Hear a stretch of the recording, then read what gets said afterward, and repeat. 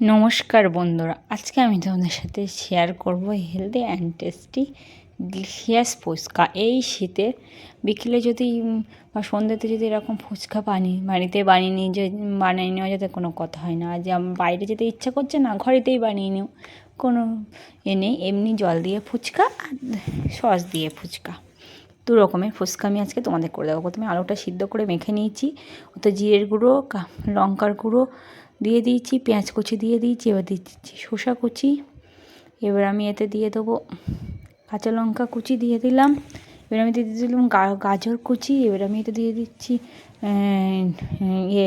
মটরশুঁটি কুচি, এবার আমি দিয়ে দিচ্ছি ধনে পাতা কুচি, কাঁচা লঙ্কা কুচি, এবার আমি এতে দিয়ে দেবো ছোলা, আগে থাকতে সিদ্ধ করে রেখেছিলাম সেই শুদ্ধ ছোলাটা দিয়ে দেবো।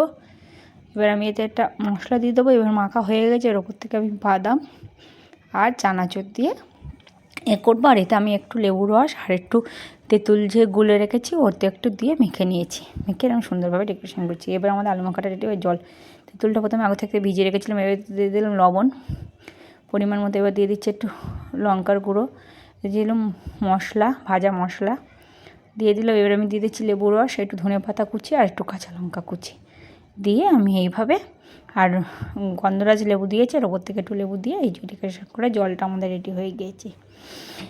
দেখুন দেখতে কি সুন্দর হয়েছে, একবার এই বাড়িতে বানিয়ে দেখবেন, খেতে যেমন সুন্দর হয়েছে আর লোভনীয় হয়েছিল।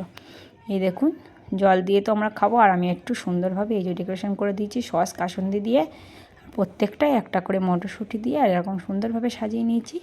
শীতের সন্ধ্যে বা বিকেলে এরকম বাড়িতে ফুচকা থাকলে লোভনীয় আর কিছুই লাগে না। একবার এভাবে বাড়িতে বানিয়ে দেখবেন, ভালো লাগলে লাইক কমেন্ট আর শেয়ার করবেন। থ্যাংক ইউ বন্ধুরা।